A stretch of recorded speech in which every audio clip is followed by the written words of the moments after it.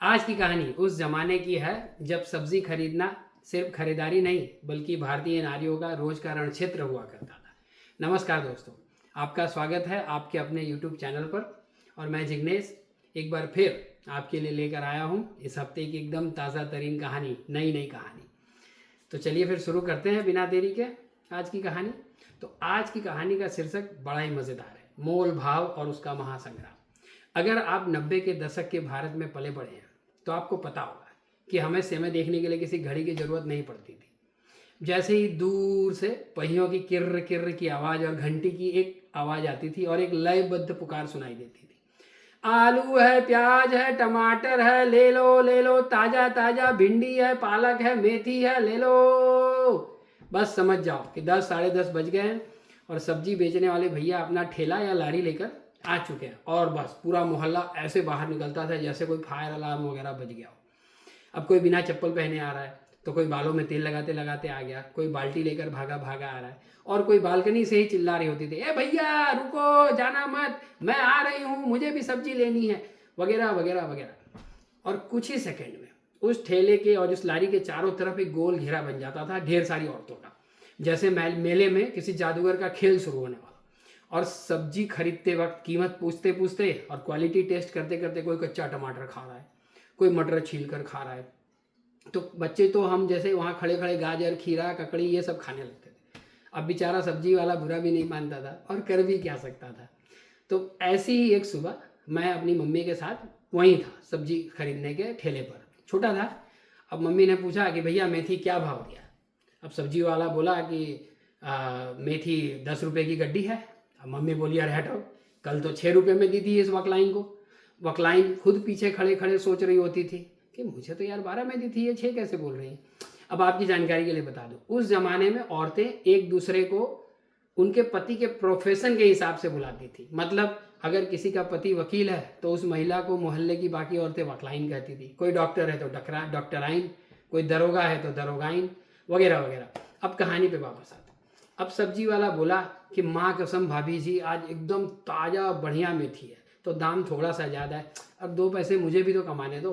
अब मेरी मम्मी बोली, अब कसम वसम मत खाओ, ठीक है, दाम कम करो, अब सारा नफ़ा हम ही लोग से कमाओगे क्या, रोज़ तो सब्जी लेते। और आसपास की जो बाकी आंटियां वो तुरंत सपोर्ट ग्रुप बन जाती, हाँ भैया महंगी तो है। और जिगला का मम्मी मतलब मेरी मम्मी सच बोल रही है। अब सब्जी वाला बेचारा सोचता कि मैं साला सब्जी बेचने आया हूँ या यहाँ कोई संसद में बिल पास करवाने आया। फिर उसी दिन मेरी मम्मी ने मेथी के लिए 15-20 मिनट की बहस की। उसके बाद कीमत तय हुई। अब एक मेथी की गड्डी उठा के सब्जी वाला ने मम्मी को दी, लेकिन मम्मी पैसे लाना भूल गई थी। तो मम्मी लेके गड्डी गई और हमारे घर के पास वो दीवार थी एक छोटी सी, उसके कोने पे गड्डी रख दी और बोली, भैया रुको, मैं पैसे लेकर ऊपर से आती हूँ। ऊपर चली गई और दूसरे तरफ नीचे गली में आई एक गाय। उसने इधर उधर देखा, कोई सुरक्षा नहीं, और दीवार पर रखी हुई पूरी मेथी खा गई, पूरा मतलब जड़ समेत, इतनी सफाई से कि कोई सबूत भी न छोड़ा। मम्मी पैसे लेकर नीचे आई और बोली, भैया मेथी दो मेरी। अब सब्जी वाला बोला, मेथी तो गाय खा गई। तो मम्मी बोली, तो दूसरी दे दो। अब सब्जी वाला बोला, अरे आप ले गई थी और आपने दीवार पे रखी थी, अब आप पैसे दो। मम्मी बोली, मैंने तो मेथी ली ही नहीं, घर में कहाँ गई मेरी। अब सब्जी वाला बोला, आपने तो ले लिया था, दीवार आपकी, गाय आपके एरिए की, तो जिम्मेदारी भी आपकी ही हुई ना। अब पूरा मोहल्ला तो वहाँ इकट्ठा था, ऐसा माहौल बन गया जैसे कि कोर्ट का केस चल रहा। अब मुझसे रहा नहीं गया और मैं मासूमियत से बोल पड़ा कि मम्मी भैया सही बोल रहे हैं, आपने मेथी ली तो थी। अब मम्मी ने मुझे जो उस नज़र से देखा, मतलब उस दिन मुझे समझ में आ गया कि बिजली गिरना क्या होता है भाई, है ना। और उसी दिन मुझे पैसा ये पता चला कि सबसे खतरनाक जगह कोई रणभूमि नहीं होती, औरतों के पास खड़ा होना होता है जब वो मोल भाव कर रही हो, सब्जी हो या किसी भी चीज़ की। आखिरकार डील हुई, मेथी के पैसे दिए गए। अब नई मेथी की गड्डी मिली और मम्मी ने जाते जाते फ्री में धनिया, 2 नींबू, 4 हरी मिर्च, 2 टुकड़े अदरक उठा लिया। और सब्जी वाला बोला, अरे भाभी आप क्या कर रही हो, कैसे, हमें इतना कैसे परवड़ेगा। मम्मी बोली, अरे ये तो चलता है, क्योंकि ये सब ना 90 के दशक का कैशबैक ऑफर होता था, किसी भी लारी या ठेले वाले से ऐसे ही औरतें ले लेती थी, वो भी होशियार होते थे, दाम चढ़ा के ही रखते थे। अब वापस आते आते मम्मी मुझे डांट रही थी और बोल रही थी, अब आगे से ना हमारे मामले में ज़्यादा जो मत बनना। अब मैं बस चुप था।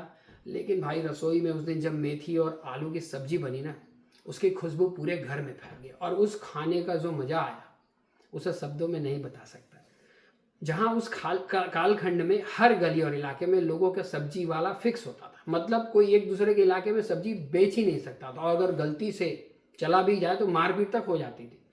और हम बच्चे अगर गलती से किसी गलत सब्जी वाले से सब्जी ले आए तो हमारी माताओं को पता भी चल जाता था, और हमारे न चाहते हुए भी हमें उस सब्जी को वापस करने जाना पड़ता था। अब सब्जी तो सब्जी होती है, लेकिन अब माताओं को कौन समझाए, भाई उनको तो फिक्स सब्जी वाले की ही सब्जी चाहिए। और आज सब्जी तो मोबाइल से आ जाती है, ना आवाज़, न बहस, न इंतज़ार, न कोई गाय उसे खाने आती है। और सब्जी के ठेले वाले अब चिल्लाते भी नहीं, बल्कि अपनी आवाज़ रिकॉर्ड करके वो रिकॉर्डर लगा देते हैं, वो दिन भर बजता रहता है। पर उस दिन की मेथी और उस सुबह का शोर, वो सिर्फ एक सब्जी नहीं थी, वो पूरा मोहल्ला था जो हर रोज़ उसी ठेले के आसपास जीता था। तो ये थी आज की कहानी। आशा करता हूँ कि आपको पसंद आई होगी। तो अब तक अगर इस चैनल को सब्सक्राइब नहीं किया है और वीडियो को लाइक नहीं किया तो प्लीज़ कर लीजिए, और हमारा व्हाट्सएप चैनल भी ज्वाइन कीजिए। आप में से ज़्यादातर लोग मुझे जानते हैं, तो अगर ऐसा कोई किस्सा आपके साथ हुआ हो ना तो ज़रूर शेयर कीजिएगा, या तो कमेंट बॉक्स में लिखें या मुझे बताइए। तो इसी आशा के साथ आपको छोड़ते हैं, फिर मिलेंगे अगले हफ्ते एक नई कहानी के साथ। नमस्कार।